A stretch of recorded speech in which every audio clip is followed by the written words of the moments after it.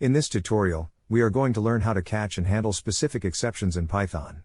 Exception handling is a very important part of programming, as it helps us deal with errors and unexpected events that might occur during the execution of our code.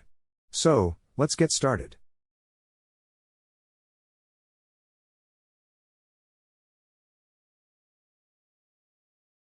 Let's break down this code. We start with a try block, which contains the code that might raise an exception. Here, we are trying to divide 1 by 0, which is not allowed in Python and will raise a zero division error. The except block is where we handle the exception. In this case, when Python encounters the division by 0, it raises a zero division error, which we catch and handle by printing a user-friendly message.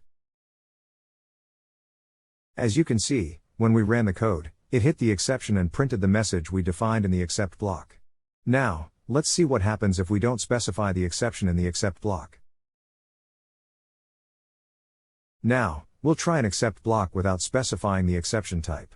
This is known as a bare except block and it catches all exceptions, not just a specific one. Let's see how it works.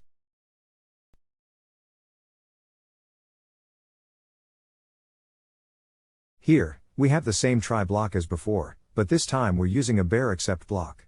This means that no matter what exception occurs, Python will catch it and execute the code in the except block.